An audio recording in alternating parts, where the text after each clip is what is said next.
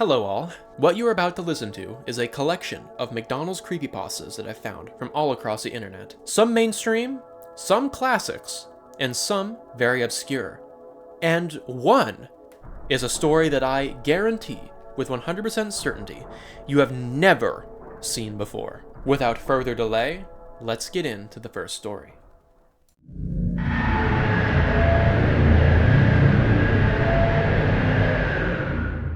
I slowly brought my beat-up sedan to a halt as I waited for one of the McDonald's employees to hand me my calorie-rich grub.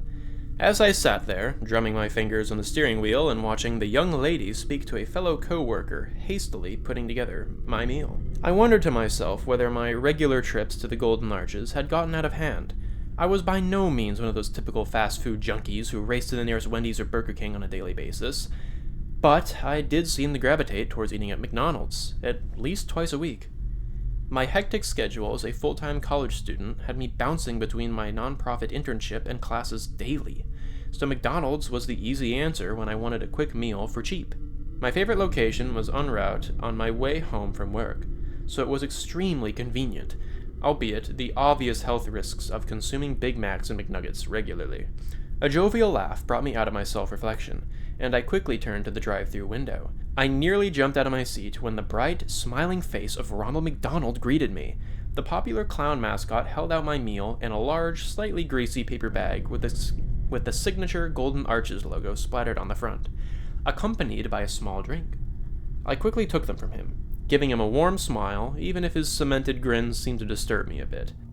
"Thank you very much, Ronald," I said, pondering where in the world the young lady and her coworker went as I stared at the clown. He gave me an animated wave. "No problem, buddy! Thank you for visiting McDonald's today!" I nodded in return and pressed on the gas, still feeling Ronald McDonald gaze at me as I drove off. As I looked in the rearview mirror, I could see that he continued to watch me as I left, still beaming. I refocused my attention to the road and shook my head. In the years upon years of going to McDonald's, even in different parts of the country, I had never ever seen the iconic mascot in person at any location. It just seemed so out of place to see him at this specific location, but I figured it was one of those rare appearances he made. It didn't make the encounter any less unsettling, however. Weird, I thought, glancing at my food sitting on the seat next to me. Very weird. Approaching my house, I noticed that my dad's Lexus was absent from the driveway. Realization sparked through my mind instantly as I remembered both he and my mom mentioned they would pay a visit to my grandma a few miles away. Helping her with a few things around the apartment, I pulled into the driveway, turning off my headlights as I sighed. I snatched up my backpack from the back seat and picked up my meal, heading into the house. Upon entering, I noticed that my parents had oddly left all the lights off. It was normal for them to leave a few lights on, like the main fixture in the kitchen or the decorative lamp in the living room when leaving the house. So being met by an abyss-like darkness as I came through the front door was a little scary. Carefully watching my step as I knew our inquisitive cat Spooks would be investigating the unknown person coming inside, I felt the little cat gently graze my leg and purr softly, and I gingerly stepped around the feline. Sorry. That was not planned. "Hey, Spooks," I said, feeling the tabby mule in acknowledgement. I sidestepped his small form and found my way to the large lamp next to the couch, and quickly flicked on the switch. The living room was bathed in the warm glow of the lamp, and I plopped down on the couch, eager to dig into my food. My father had apparently been watching the news before my parents left, because when I switched on the television, it was on his favorite channel, MSNBC, and one of those run-of-the-mill pundits was sounding off on some hot-button issue. I zoned out their politically discharged diatribe. Ooh, this seems cool. As I opened my McDonald's bag and felt around its contents. I unwrapped my Big Mac and took a big bite, watching the lady on TV show footage of a gray-haired congressman from Georgia she apparently hated with all of her being by the way she described his ideologies. As she spoke about the congressman's hawkish position on foreign policy, I reached into the bag for some fries when I was surprised to find something underneath the red fry carton. At the very bottom, in a jumble of napkins and ketchup packets, my fingers grasped the object, thinking it was a Happy Meal toy mistakenly placed with my order, and took it out of the bag. Curiously, I found that it was not a licensed toy of any kind, but a simple CD in a plastic case. I unwrapped it and turned it over in my hand. Written on it in what appeared to be black ink Sharpie were the words, "McDonald's Madness." this? I flipped it over, trying to decipher whether it said anything else on the DVD, like copyright symbol, or year, or even a small McDonald's logo hidden somewhere, but there was nothing. What the heck is this? Deciding that maybe somebody clearly had put it in my bag as some weak attempt at an unexpected gag at a customer's expense, I set it down without another thought. I didn't want to entertain the idea of figuring it out, but the more I ate and tried to ignore the disc, my curiosity became overwhelming. My interest peaked to the fullest extent, and the DVD player underneath the flat screen begged me to insert the mysterious disc. "Let's just see what you are," I said aloud, jumping off the couch and inserting the disc. To my surprise, the screen turned blue, and then a DVD-like menu was juxtaposed across my screen. I quickly sat down for a better look, and saw that McDonald's Madness was indeed a movie of some sort. The bold words displayed over an image of the classic McDonald's character, Grimace, holding a hamburger. The only option on the menu was... I chuckled. "Alrighty then." I pressed on the play function, and the film began. I munched a few fries, slurped my soda, as the screen suddenly turned black. After a few moments, I could see a door materialize in the center of the screen, a door plastered with pictures drawn in crayon by children. The door slowly opened, and the camera panned to the far right corner of what looked like a hospital room. The next thing I saw caused me to stand up immediately in alarm, dread coursing through my body as I covered my mouth in horror. In the corner of the room was a man, bound and gagged, sitting on a stool with his hands tied behind his back. He shook with terror as he gazed with bloodshot eyes at whomever stood in front of him, his legs quivering terribly, either in shock or in a feeble attempt to break the bonds that held his ankles together. Before long, others came into view, and I realized something very disturbing was occurring before my very eyes. In the frame strolled a demented-looking Ronald McDonald, accompanied by Grimace and the Hamburglar. Ronald held a shiny meat cleaver and pointed at the camera with it. He motioned to the camera, watching them as if making sure that the man understood they were being filmed. He diverted his attention back to the terrified man and hopped ridiculously close to him. He slowly pulled out the rag that had been shoved into the man's mouth and tossed it aside as he chuckled, tapping the man on the head playfully. The man looked upon Ronald with a mixture of fear and sorrow. I'm sorry. I'm sorry. I will go back. I promise. Please, just let me go. For God's sake, think of my family." Ronald laughed and turned to Grimace. "Well, what do you say, fellas? Should we let Mr. Harris go?" Grimace and the Hamburglar seemed to ponder the notion for a moment, weighing their decision heavily as they looked at Mr. Harris. "Well, Ronald barked. The tone in his voice made me jump, yipe, as well as his costumed accomplices in the video, because they seemed startled as well, quickly shaking their heads. Ronald nodded hysterically, pointing his weapon at Mr. Harris. I watched as he held the meat cleaver dangerously close to the man's neck, causing Mr. Harris to quiver. "See? We can't just let you go. No, sir. It's too fucking late now." Mr. Harris, whether it was sweat or tears pouring down his bearded face, shuddered as he sat there, trying to speak through sporadic sobs and coughing fits. Please, I didn't do nothing wrong. I've been good to this company." This company? Whomever that man was, he must have worked for McDonald's in some way, and this sick, twisted treatment, this deplorable display of inhumanity, was his punishment? For what? What could this man have done to deserve this? Ronald McDonald let out a hearty guffaw. "Oh, you have been good to us? Are you sure about that, Mr. Harris?" "I wouldn't say that now, considering what you did to my company." Mr. Harris snarled angrily. The last of the crackling embers of fire that remained within his being exploded from his person, showing Ronald he still had fight in him. No, I didn't do a damn thing. It was you, he motioned to the other McDonald's characters. And these freaks that did this company wrong. What you have done is inexcusable. That's why I left McDonald's, to let people know the truth. Ronald, almost like a king cobra striking the air between its position and its prey, got up close to Mr. Harris's face, nose to nose with the man. He ran the cleaver through Mr. Harris's disheveled salt and pepper hair, grinning deviously. That's enough for us to act, Mr. Harris. You know that. You know that. You knew that the moment you signed up to become our corporate spin doctor, you knew you'd uncover things, well, unsavory in nature. Things better left unknown to many and kept secret by a few.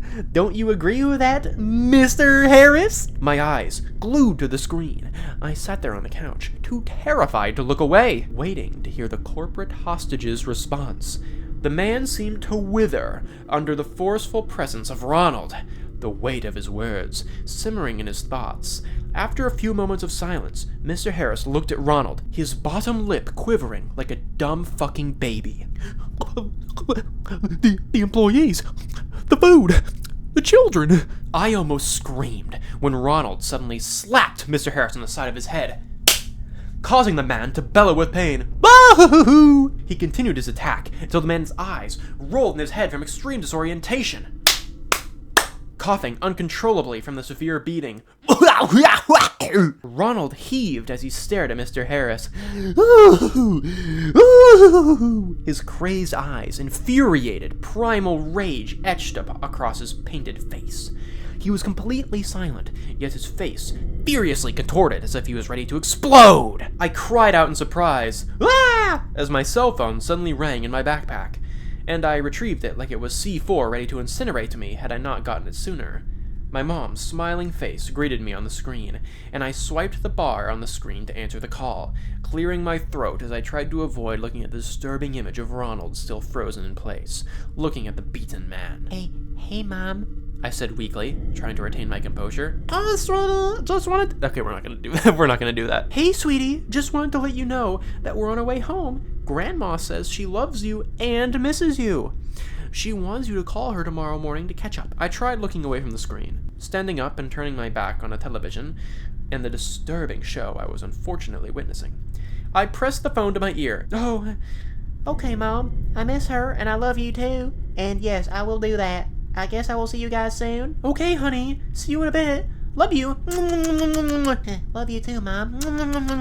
I responded, anxious to see my parents' faces soon. I heard her hang up, and I sighed, slowly refocusing my attention on the television screen, and could now see that the McDonald gang was gone. Mr. Harris sat there, head hanging, sobbing quietly. My eyes darted back and forth, looking for any sign of the disturbed trio, yet he was alone in the hospital room. Mr. Harris slowly raised his head. Please. Oh, I'm so sleep-deprived. Please, you don't have to let them do this. Just let me go. Let me go home to my family, he pleaded. I could hear whomever was filming clear his throat, clearly about to speak, when Ronald suddenly popped up in front of the screen, causing me to scream aloud. Ah! Ronald giggled and skipped back over to the sobbing executive. Oh, hush now, Mr. Harris. This is almost over. We're almost done here. Mr. Harris whimpered and sighed heavily. Please, I'm begging you, for the love of God, don't do this. Ronald eyed the man, possibly considering the man's plea for salvation. I watched the clown gaze at Mr. Harris for the longest time, before motioning to Grimace and the Hamburglar, and they slowly approached their manic leader. He felt their presence behind him and smiled, grabbing the executive's chin. I'm so sorry, Mr. Harris. It just has to be this way. I gasped when I saw Ronald McDonald raise the cleaver and deliver a sickening blow to the man's neck, blood splattering across the clown's face. Ronald McDonald giggled and handed the bloody weapon to one of his cohorts. I watched in horror as they all stood next to a hysterical Mr. Harris, taking turns hacking the man in the neck over and over and over. Harris made sickening gurgling noises and shook uncontrollably as they knocked him off the stool onto the hard checkered floor. Within moments, with the Hamburglar delivering the final blow, they cut the man's head clean off, kicking it to the side as they all laughed manically. Feeling bile rise in my throat, I quickly ran over to the kitchen sink and retched, chunks of vomit splattering in the chrome basin. I panted and wiped my mouth, splashing water on my face as I held myself up, letting the water continue to run, to send my throw-up down the drain. I struggled to keep my legs from falling, shock coursing through my body. What the H-E double hockey sticks did I just watch? That poor man was murdered by those unmerciful costumed freaks! I slowly walked back to the living room, and on the screen I could see that all three of the McDonald's characters stood over the decapitated executive, completely silent, like roving cameras. They slowly swiveled their heads to face me, unable to move by the sheer creepiness of their demeanor. I stared back at them, waiting for something to happen. For a moment, it felt as if I looked back at the mannequins, at unmoving, artificial figures frozen in time on screen. Ronald McDonald's waxy, fuck-off face seemed even more fake than his costumed accomplices, appearing to be made of shiny plastic like a Happy Meal toy. Grimace and the Hamburglar stood on either side of the clown, their hands at their sides like goofy sentinels. Then, just like that, the disturbing image faded to black. I stood there, shaken to the core, trying to comprehend the sickening event that had just transpired. After a minute or two, I retrieved the Twisted Home movie from the DVD player and sat down, barely able to hold on to the evil disc. Whatever this film was, I knew that I was not supposed to have it. What McDonald's Madness was a murder caught on tape. A diabolical, brutal murder encouraged by McDonald's. As I contemplated this, it became apparent that not only was this insane, but deceptively cunning as well. Absolutely nobody would believe this horror tale of corporate-sponsored manslaughter. Manslaughter, I think that's murder. Yet, I did have the disc. The one piece of evidence that could validate the entire morbid story. The distinct sound of the deadbolt being slid out of its locked position and onto the front door caused me to leap into the air, uttering a low cry. When I saw it was my parents juggling groceries, a wave of relief washing over me. Quickly placing the disc on the crumpled McDonald's bag, I walked over to them. "Hey guys," I said weakly, trying to hide the obvious look of fear upon my pale face. With one look, they could both tell that something was very wrong, concern dominating their expressions. They questioned me extensively, trying to see what was the matter. That's when I showed them the mysterious disc I had been given, and I played the gruesome film once more. Within moments of watching it, my mother pulled me aside as my father called the police.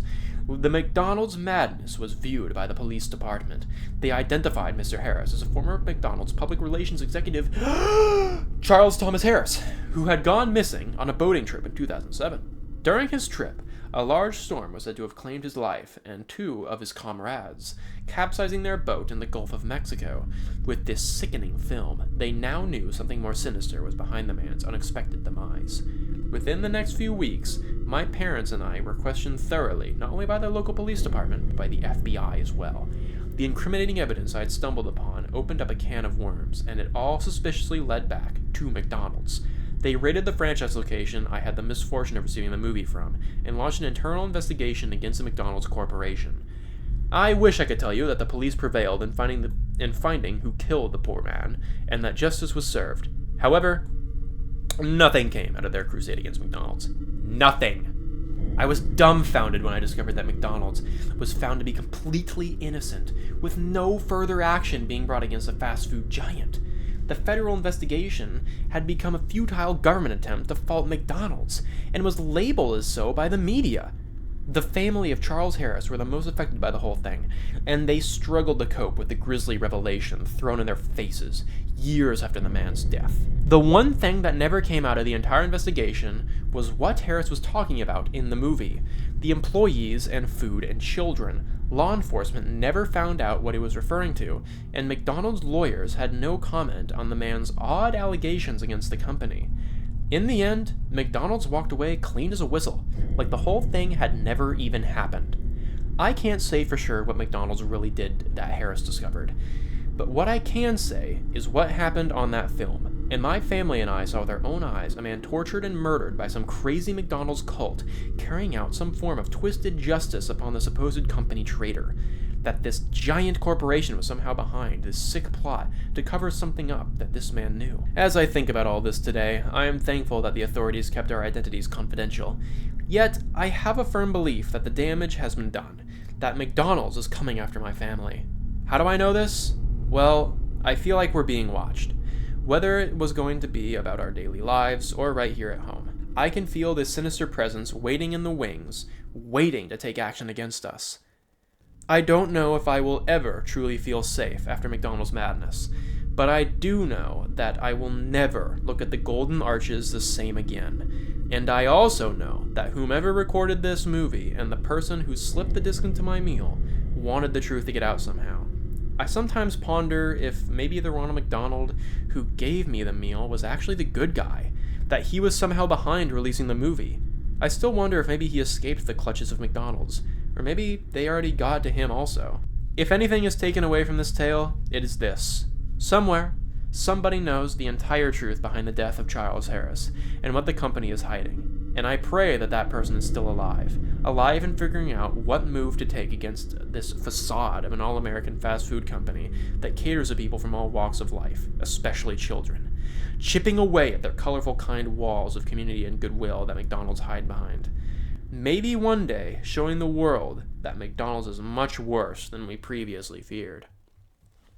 And that is the story. Well, that was all right.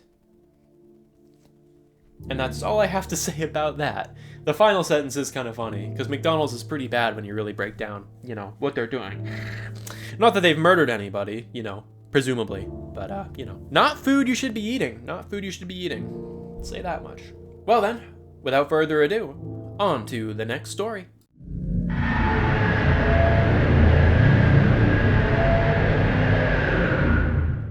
I'm sure you've heard of the Ronald McDonald House charity.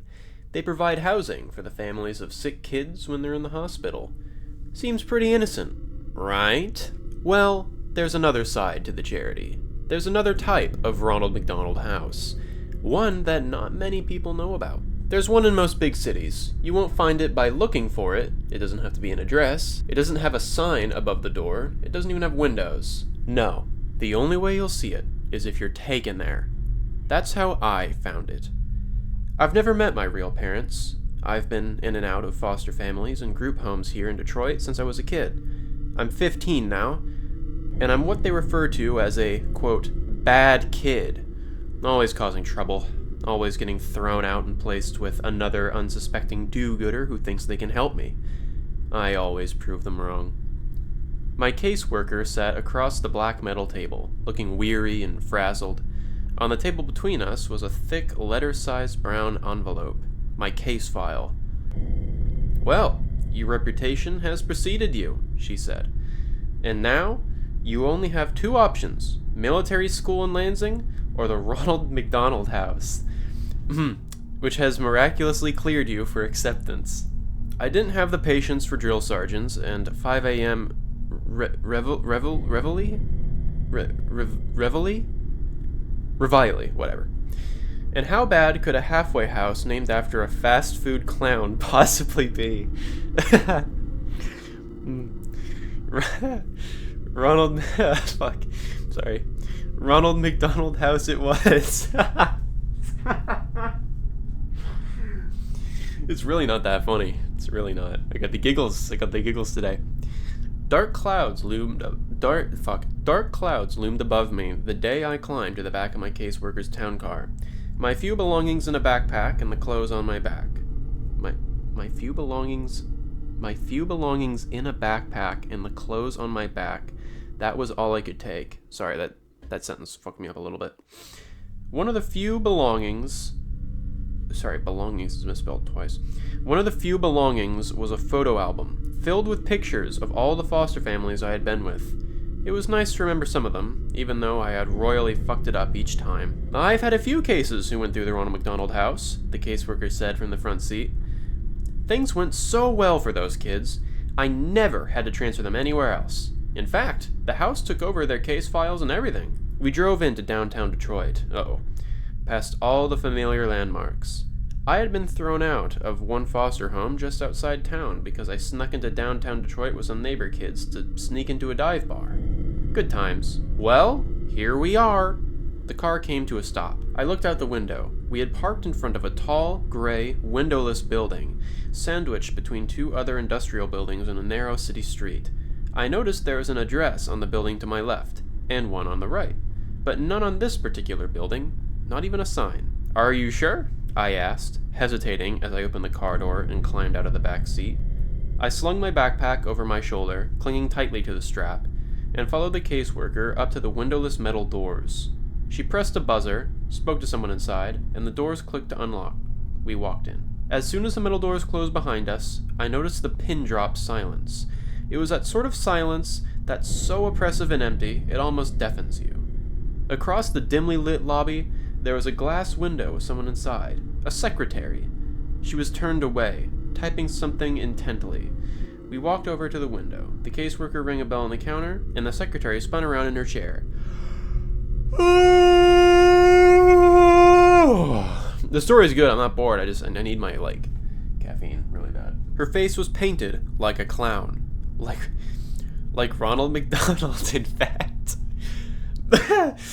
Ooh, I'm fine. She even had the short, curly red hair. Otherwise, she wore a typical white nurse's dress. I wanted to laugh at how bizarre it was, but I couldn't. A chill swept down my spine. Something was not right. I watched as a nurse and my caseworker interacted. Paperwork was passed through the window, the caseworker slid my case file under the glass, and the nurse slid some papers to sign. As my caseworker signed the papers, the nurse looked at me. Her smile should have been warm and welcoming, but all I saw in her eyes was hunger. Are they gonna turn the kid into a burger? Are the kids burgers? That'd be awesome. I can't stay here, I stammered loudly. Take me to the military school in Lansing, please. What's the matter, sweet? No, that's not right quite. What's the matter? No, though, that's not good either. What's the matter, sweetie? The nurse asked, her voice muffled slightly by the glass. Afraid of clowns? I looked into her hungry eyes.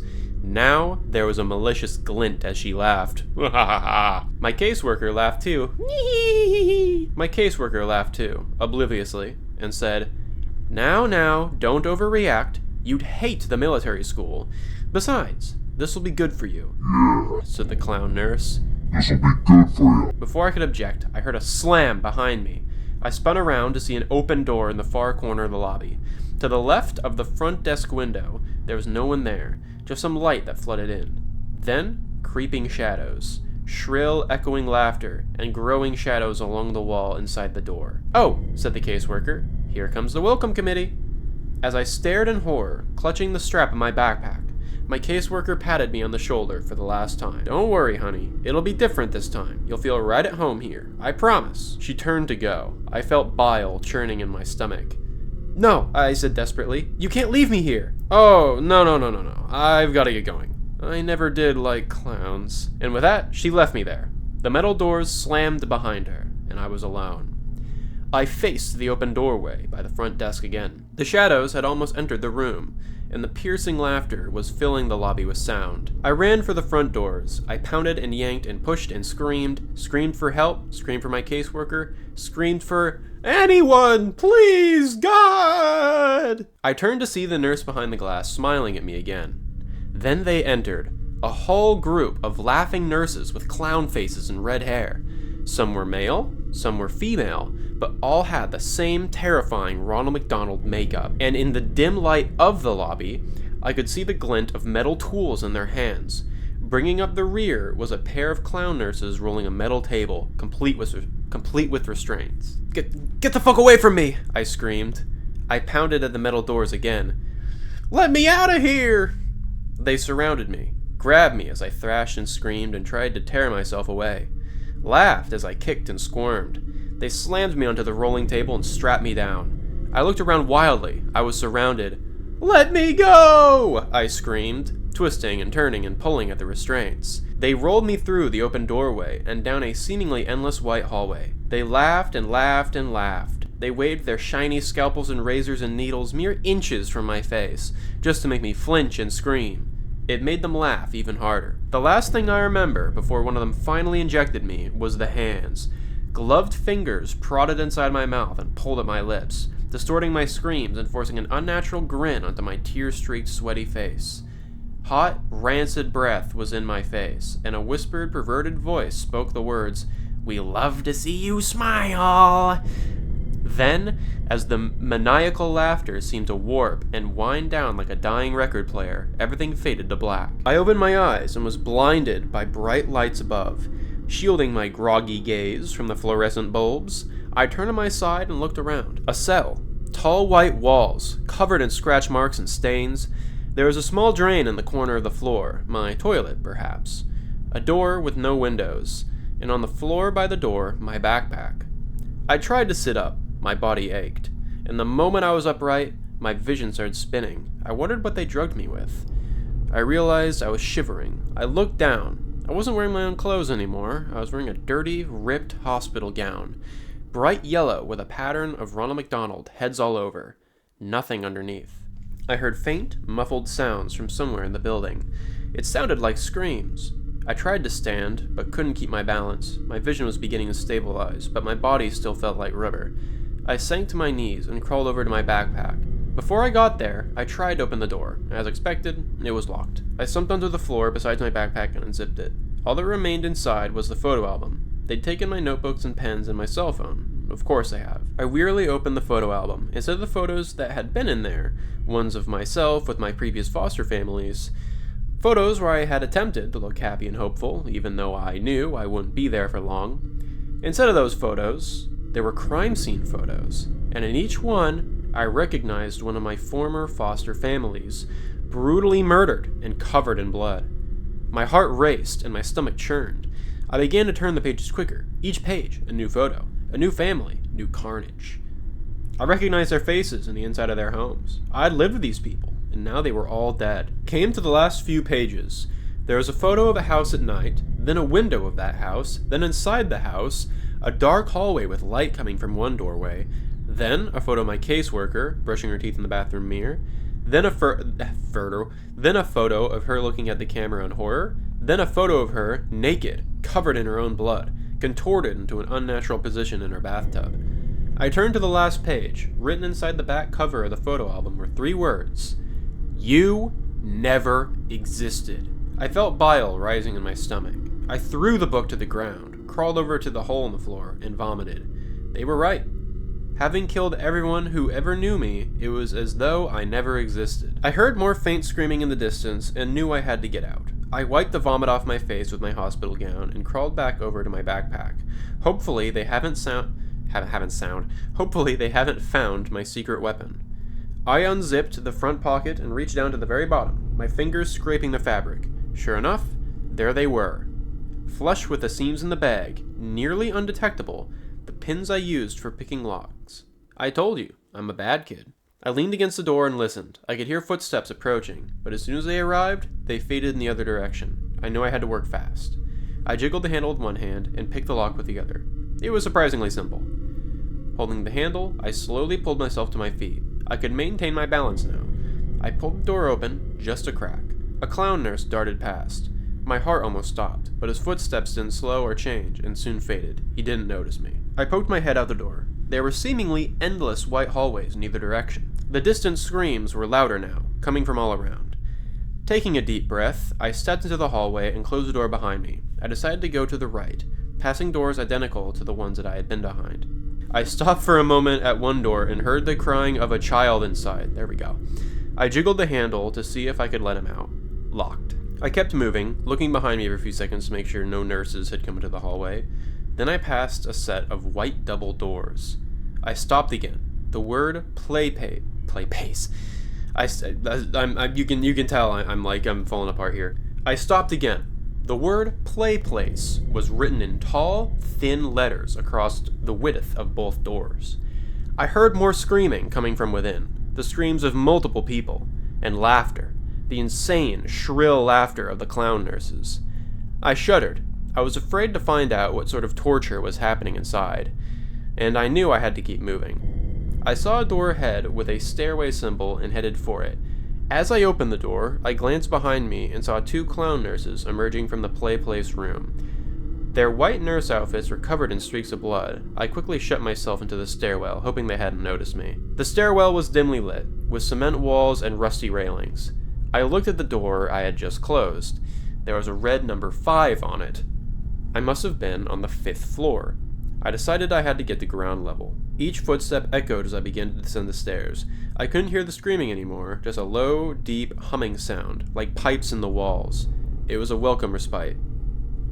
I finally came to the door numbered 1. The staircase seemed to descend a few floors lower, but I stopped here and slowly peeked through the door. More white hallways. No clown nurses to be seen. So far, so good. I stepped through the door and walked into the hallway. I noticed I couldn't hear any screaming on this floor, just the buzz of the fluorescent tube lights above. I came to the end of the hallway and another set of double doors. A large red cross, the kind you'd see on a lifeguard stand or first aid kit, was painted across the width of them. I pressed my ear to one door. All I heard was a slow, rhythmic pulse, like a machine at work, and, faintly, a beeping sound, like you'd hear in a hospital room. I knew I shouldn't have opened the door. I knew this wasn't the exit, that I should just keep looking. But I had to see. I turned the handle. It wasn't locked. I peeked inside.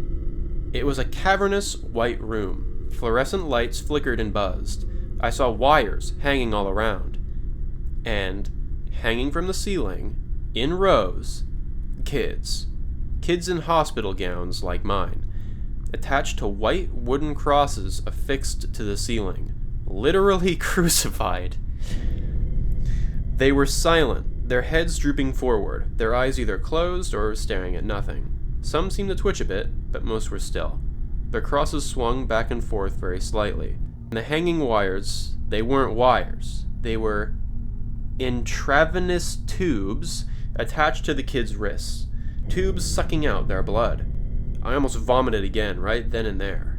This kid's vomiting a lot. I mean, I don't blame him, but, he's really got a sick stomach. In the very center of the room, amidst the rows of hanging crosses, I could see where the rhythmic pulsing sound came from. A huge steel cylinder which seemed to be collecting the blood from all the tangled tubes that dangled from the kids' wrists. I opened my mouth to scream, to cry out in anger. All I could say was, "What the fuck?" That was when the alarms began to sound, loud and piercing, like the police. That was when the alarms began to sound, loud and piercing, like the police sirens of hell. They must have realized I was missing. I shut the doors and frantically glanced around the hallway to see if anyone was coming. No signs yet. I ran for the stairwell. As soon as I entered it, I heard laughter from above, echoing and reverberating. The clown nurses were coming. I stumbled down the stairs as fast as I could. I must have gone another 3 stories before I reached the basement. I found myself running through a dark, sewer-like hallway with small light bulbs overhead every 10 yards or so. The smell of decay and rotting flesh grew more and more pungent as I ran. The laughter continued behind me. I managed to glance over my shoulder and see a group of them running after me. I saw them come into the light, then become silhouettes again, their smiling faces, gleaming knives, and needles pushing my adrenaline to the max. I ran past alcoves full of stacked rotting corpses, but I couldn't stop. I couldn't think of anything but escape. I turned a corner and found myself facing the metal rungs of a ladder in the wall. I climbed until my head smacked the ceiling. Below me, the shadows and laughter grew closer. The footsteps slowed. They were close and they knew it. I pushed at the ceiling above me, heaving upward and panting and screaming. The clowns were below me, laughing and waving their scalpels. Something cut my leg. I screamed and pushed one last time. The ceiling gave way as a manhole cover slammed into the asphalt above, a circular opening. I climbed out and frantically pushed the cover back over the hole, blocking out the laughter of the clown nurses below. I laid there on top of the manhole cover for a few minutes as I caught my breath. Rain fell into my skin. The turbulent night sky above was a welcome sight. I looked around. Abandoned buildings, broken glass, no lights, no cars, no sign of any life at all. A police siren somewhere in the distance. Then, silence. I climbed to my feet, Pain shot through my leg. I looked down and saw the cut on my ankle where a clown nurse had slashed me. Bastards. Limping the best I could, I started to walk. "Hello?" I called out. The only answer was a distant roll of thunder. "Somebody, help me, please!" My foot fell on something soft and mushy. I looked down, a newspaper. I peeled it off the wet asphalt. Most of the ink had faded, but I was able to make out the date. July 13th, 1992. I dropped it, an icy dread filling my stomach. I kept walking. "Can anyone hear me?" I screamed. "Please! Anyone! Please!" My words faded into delirious sobs. I stood still for a moment. The rain had soaked through my thin hospital gown. I shivered as the wind blew. Then I saw a light in the distance. It was a big yellow M in the sky. A McDonald's, of course. I limped towards it. When I got to the place, I saw that apart from the M, the rest of the building was completely dark. I walked cautiously towards the broken windows and looked inside. Darkness. I turned and surveyed the play place, outdoor playground. 10-foot-tall structures of colored tubes for kids to crawl through. Sitting at one of the benches was a familiar figure, the Ronald McDonald statue. You know, the one where you can sit beside him and it looks like he's got his arm around your shoulders. Every kid has seen it. I shuddered at the sight. The doors were unlocked. I walked in, out of the rain. Silence. Darkness. I noticed that the decor wasn't like the modern McDonald's you see. It was the same as it was in the 80s, with white plastic booths and red and yellow tiles. The wind seemed to whisper through the broken windows. I noticed something on the front counter. A black rectangle. I got closer. A laptop. A nearly new laptop. I let out a soft, delirious laugh. I knew what I was supposed to do. I took the laptop outside and sat beside the Ronald McDonald statue. I opened it and began to type this story. The rain is falling on the keys, but I don't care. There's nothing left to do now but wait. Because I've been noticing, out of the corner of my eye, Ronald is trying to look over my shoulder. He's laughing now. All I can do is join him. Well, hey, let me say, that was a lot better than I thought it was going to be. You know what? For a story called The Ronald McDonald House, I'm going to tell you, I'll be honest with you. I was expecting a lot worse. That was pretty good. That was pretty good. I like that. That was a good read. I like that. That was fun. Next up, we have Old McDonald's.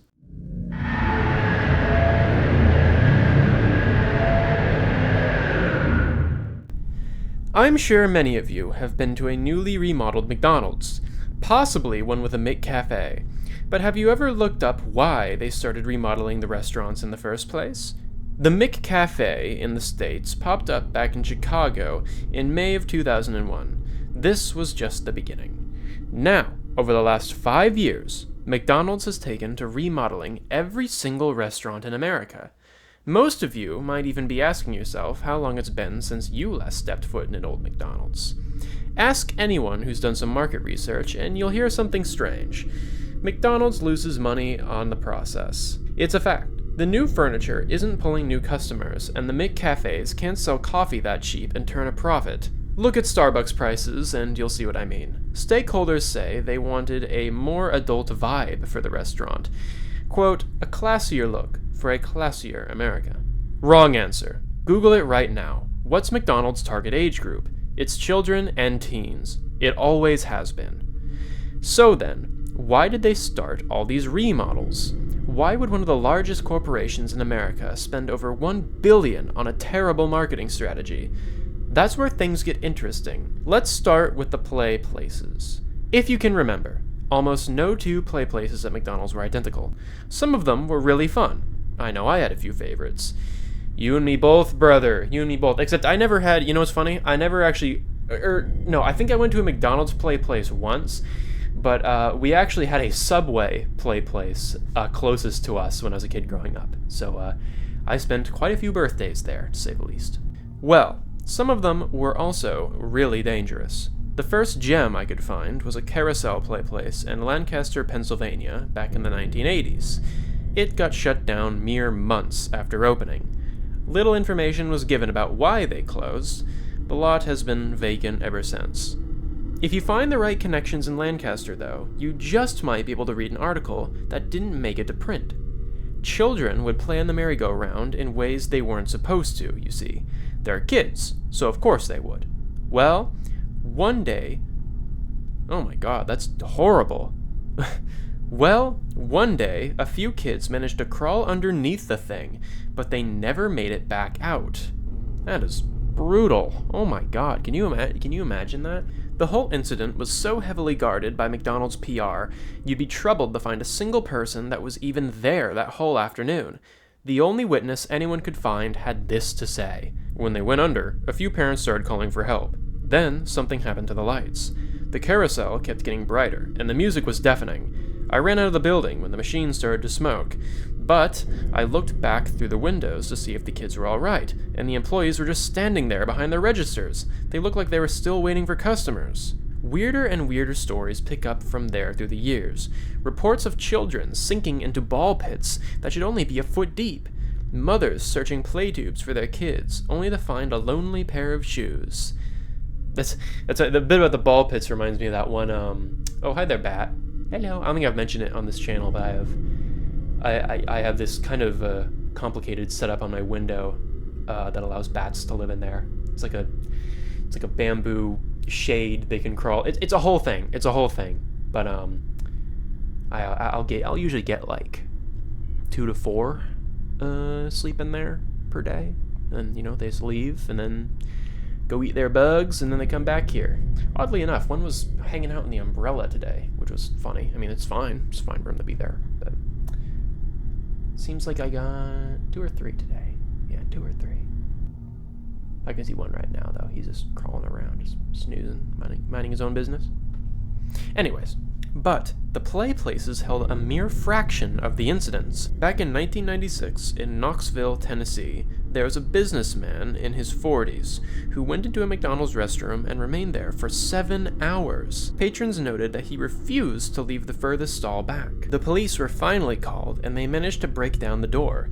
He was restrained by paramedics as he would not willingly leave the restroom.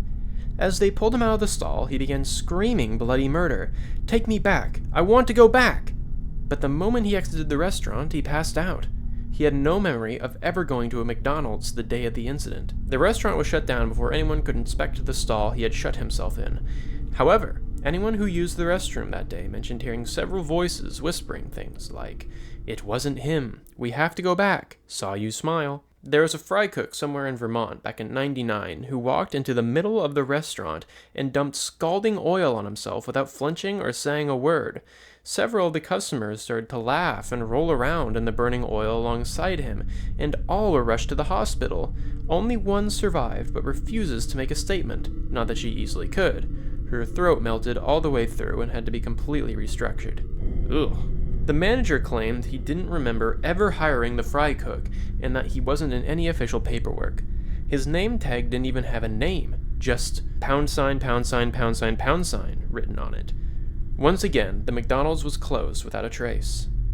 Most of the stories sounded like urban legends to me, but it never failed.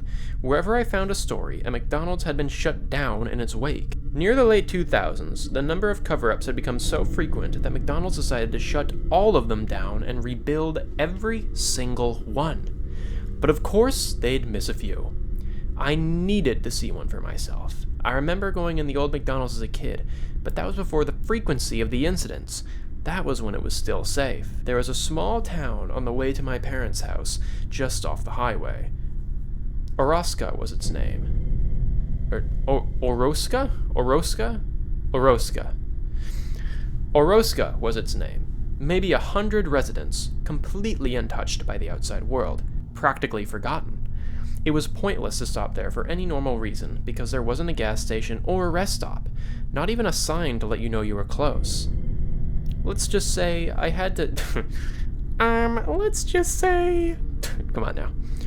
Let's just say I had to sneak my way around some very old building permits to discover that they had one of the few McDonald's, aside from some treasured landmarks, that has yet to go through a remodel since the 1970s. How lucky is that? I was surprised they even had a fast food place, yet they didn't have a market or post office.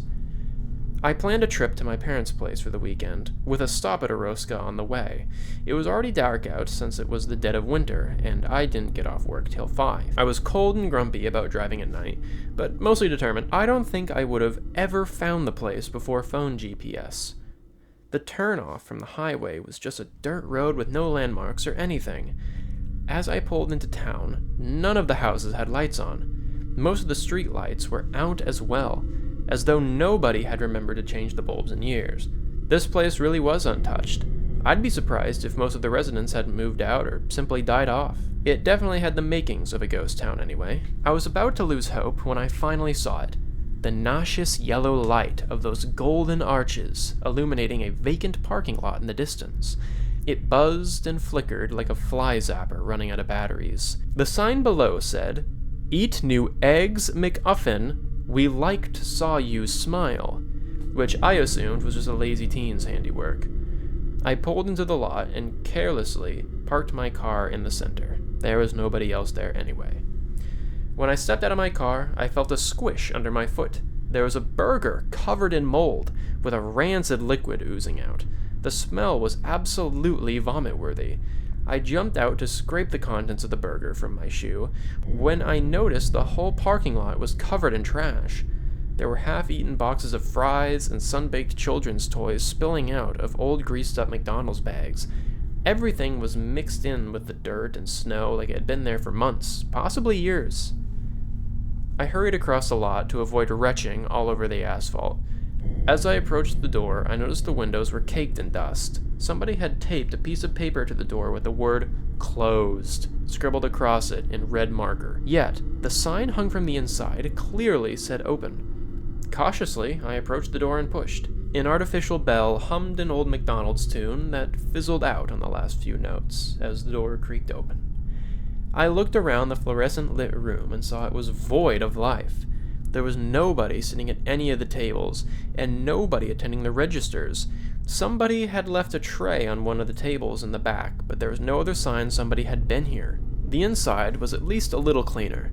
The toys on display by the counter were of characters I'd never heard of, likely from before my time. The whole place was covered in faded coats of yellow and red paint, and all the tables had that classic McDonald's wood finish. The wood looked completely rotten, but slathered in coats of polish as a sad attempt to keep it looking new. All of it had a sort of green hue, which I contributed to the old lights. The most noticeable element, though, was a terrible burning plastic smell that stung my nose. I went up to the register. I felt like I shouldn't order anything, but I was hoping maybe I could ask someone a few questions. I waited for a good 15 minutes in silence. I shouted hello with only a muted echo for a response. I had been to a few McDonald's with bad service in the past, but this was insane. "I can't get my McGriddle in less than 5 minutes?" This guy seems like the kind of blood to complain about waiting 10 minutes for an order. Just saying. Just saying. With how dirty the whole place was, I should have expected as much. Just as I was about to turn around and give up, the cash register popped open. It was practically begging me to take a tip for myself.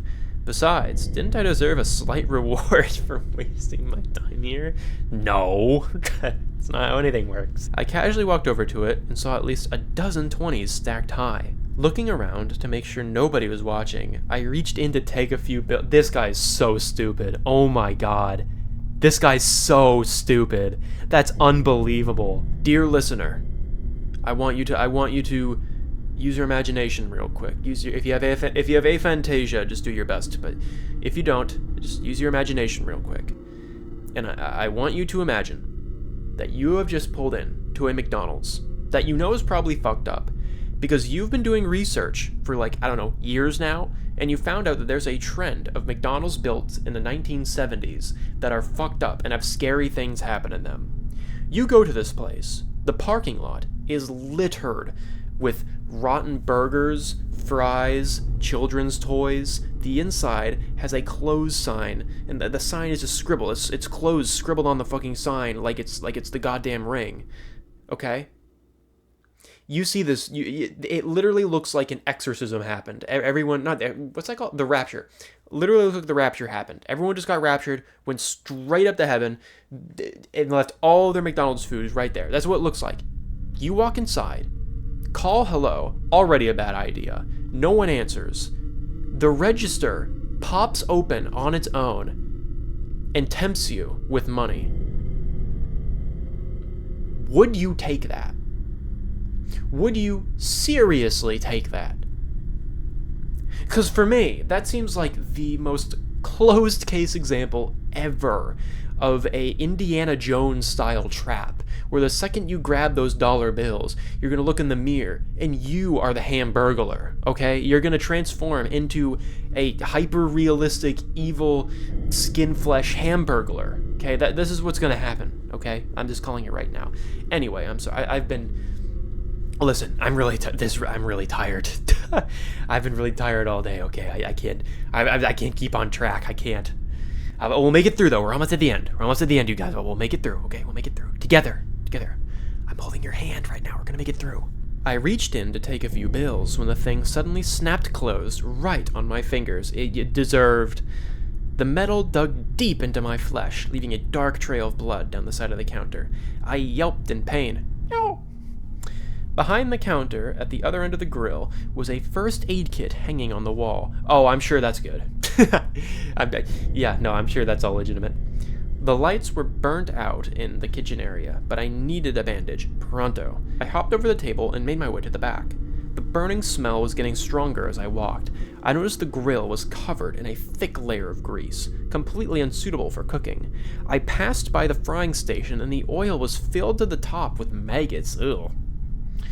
I quickened my walk to the first aid, hoping to get patched up and out of here as soon as possible. I was starting to realize that this restaurant definitely wasn't open for business anymore, and I probably shouldn't have entered it in the first place. Oh, you're realizing that now. Okay.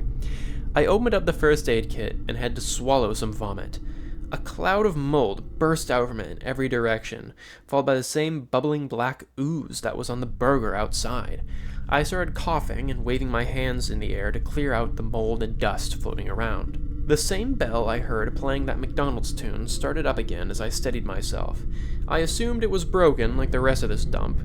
I looked back towards the counter and noticed everything seemed farther away. I must have been disoriented from losing blood and that awful smell. I looked down at my hands to see how bad the wound was, and my eyes widened. There was no wound on my hand at all. I rushed back towards the counter in a panic when something under the stove caught my foot and I fell.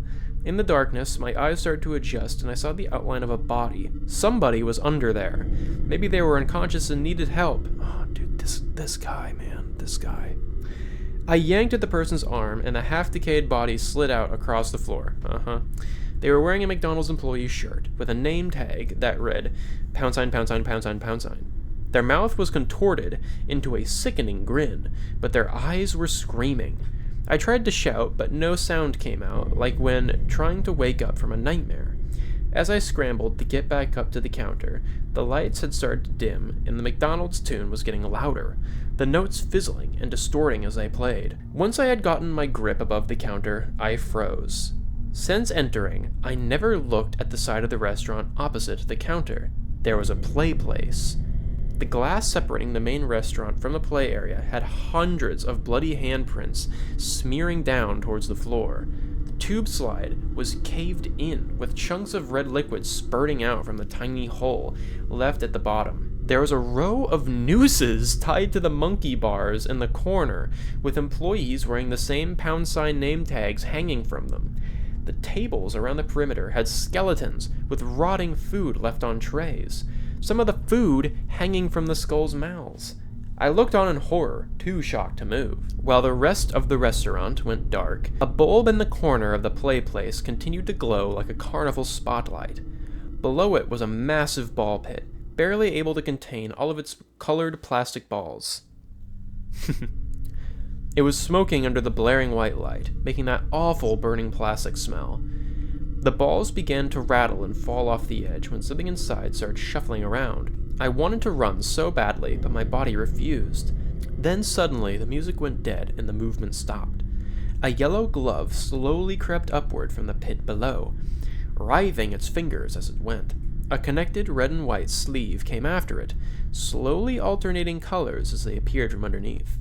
The arm continued to reach toward the sky, growing more and more and more, while its joints popped and cracked like breaking branches. By the end, that arm had to be at least 6 feet long. It finally reached for the lit bulb on the ceiling with its gangly gloved fingers and began to twist it loose. I broke into a sprint, jumping over the counter and toppling chairs as I went. That last light went out just as I got to the exit. I bashed through the door, breaking the glass in the process. As I rolled into the parking lot, I heard a distant scream, and then something whispered, right next to my ear in dead silence. It had the same tinny distortion as the McDonald's tune. Come back! I want to see you smile. I haven't told anyone about what happened there that night. There was an article online saying Oroska burned to the ground a few days later. I don't know if it was a cover-up or something else, but I'm never going back to find out. I didn't share this because I wanted you to get involved, by the way. I shared it to warn you what happens when you do. You can go to a new McDonald's. Keep getting your Big Macs. Get your McCafe coffee. That's fine. They did something to the remodels to make them safe, at least for now. But don't ever go into an old McDonald's. Not even the drive-thru. I've got to stop typing now and get some pain meds. My jaw hurts. And the hand I snapped in that register has been getting itchy. It's done. That was not so bad. Not so bad. I actually like that. I think that ending bit with the hand is really cool. Our next story is the Mickey Mouse Meal Scandal. Cool.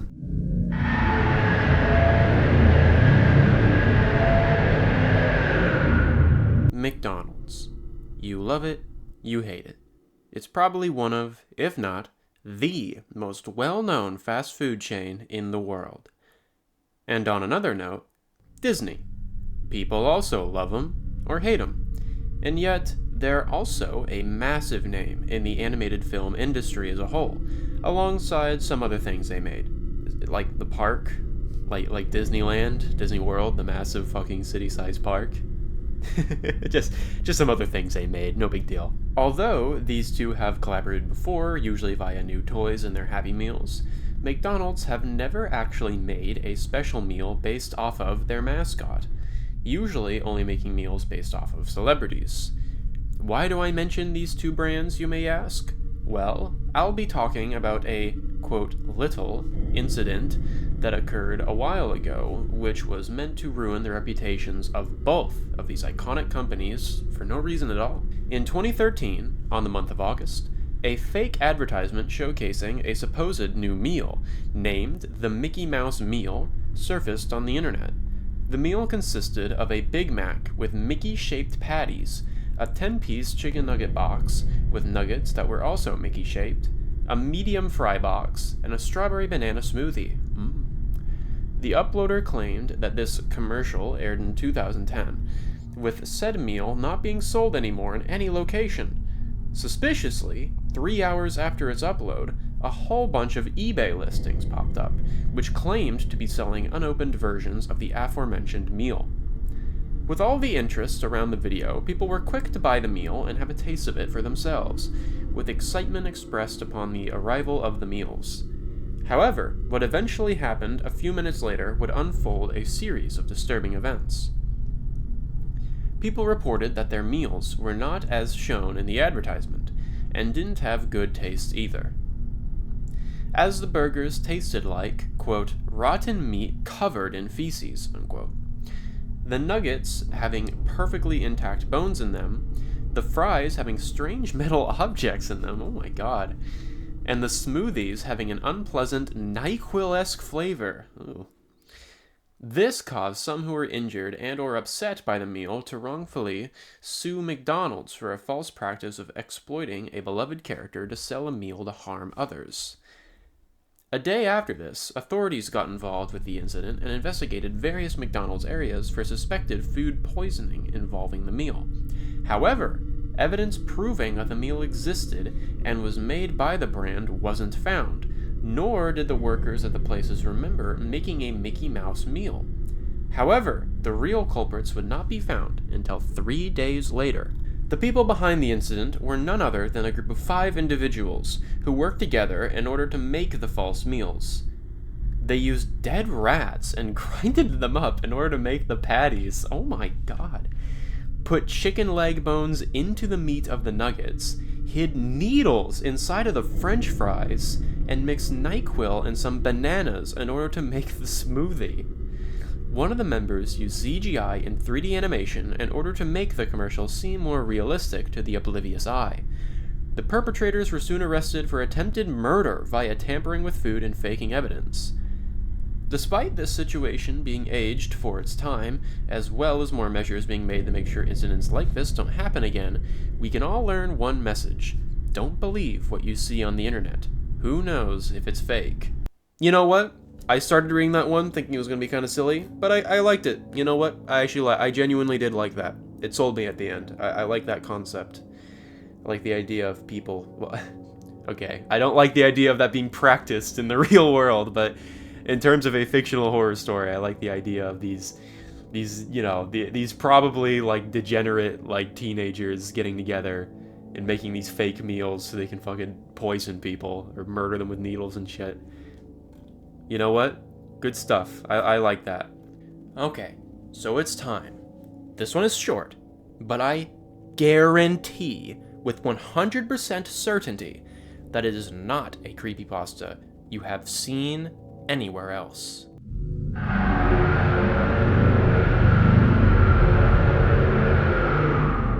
Okay, so I had a bizarre experience at my local McDonald's, and was wondering if anybody else had experienced something similar. Maybe it was just a marketing stunt or something, I don't know. It had been a tremendously difficult 4th of July weekend. If you've ever worked an American service job for any length of time, then you know what I'm talking about.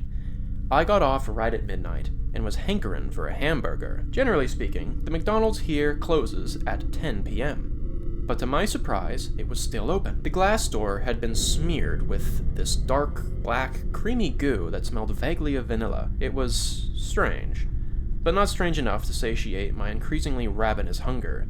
The same black stains left a sticky trail leading upwards towards the front counter, where a lone employee stood. He was wearing an old, moldy-looking Ronald McDonald latex mask. The paint was severely faded from the nose down, and he was breathing hard.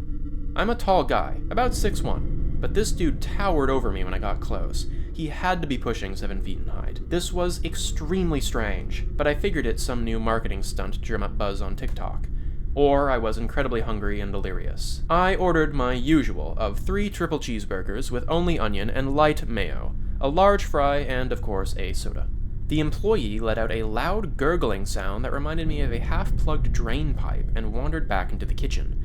His head swayed loosely on his shoulders, and he stumbled over the kitchen equipment like a drunkard. I decided to make my way into the restroom to release a mean stream that's been building for the last 3 hours. As I began pulling open the bathroom door, I heard the employee quickly stomp in my direction and slam his fist down upon the door before I could open it. He gurgled something incomprehensible between his heavy breaths. I turned to look towards his masked face and noticed a black goo gurgling out of the mask's nose and ripped mouth. The bile had overtaken the mask's interior to the point that I couldn't make out his mouth anymore. He then threw me back into the closest booth with one arm and gurgled out, "Bathroom closed," in a strained gasp before stomping back to the kitchen, dripping black slime from his chin. Finally, after 8 minutes of hearing him throw metal instruments across the kitchen and let out gurgled screams, he returned with my order in what looked to be a plastic bag used for Chinese takeout. I said thanks, and he violently shuddered in reply, rearing his head back, jolting forward, and hawking a massive glob of the black goop towards the window right next to my head. Thankfully, none of it landed on me. Not that I would have done anything if it had. Upon arriving home, I looked at my order, and honestly, wasn't terribly surprised at what I saw. In between each patty of every burger was a thick layer of viscous black slime. The soda was entirely black slime, and the fries were, guess what, coated in black slime. Whatever marketing stunt this was supposed to be, it did not amuse me in the slightest. The next day, I headed back to McDonald's in the morning to complain and hopefully get some sort of refund. The employee at the front desk was a young girl who looked to be about high school age. I explained my dilemma to her, and she gave me that confused, vaguely terrified look service workers get when they have to deal with a mental case. "You were here past midnight? We close at 10 p.m. I looked up everything I can about Ronald McDonald black goo. Between the weird porn and conspiracy theories about factory farming, I can't find anything even remotely close as to what I experienced. Does anybody have any ideas? So, that was very, very, very, very short. Very tremendously short. Just a couple pages, to be exact. And this is the first pasta you're going to see on the channel that was written by me. I decided it would be a fun exercise to take 15 or so minutes and write a little short horror story in the theme of McDonald's, since that's what this entire video has been about for some reason. Going forward, this is a theme that you can expect to continue, as the plan with creepypasta readings from the beginning has always been to find a way to integrate my own writing into it, since I am also a horror writer and artist on top of reading all this stuff. And while this story was a short, very simple first draft, I'm hoping that my future writings will be able to impress you a little bit more. And hopefully, someday, somehow, I'll be able to contribute to the creepypasta community in some way that's ultimately beneficial. So stay tuned for all of that, I got big plans here. And if you've made it this far, then I do thank you for watching. Your support means everything, especially in these early growth periods for my channel. Any feedback, be it positive or negative, is absolutely appreciated. Please don't hold back. And if you're itching for more creepypasta narrations, may I point you in the direction of the channel T6. T6 is my personal favorite reading channel. He mostly reads 4chan stuff, but also ventures off into your usual Jeff the Killers. He's been uploading for several years, so you're bound to find something that you like there. And if you want something a bit more traditional, Creepcast is absolutely the best creepypasta reading channel on YouTube at this very moment. Although I assume that most people watching this video are likely already familiar with them. But in the off chance that you're not, absolutely go binge their channel. You will not regret it, I promise. And with all that being said, I will see you guys in the next one. Sooner rather than later. Bye bye.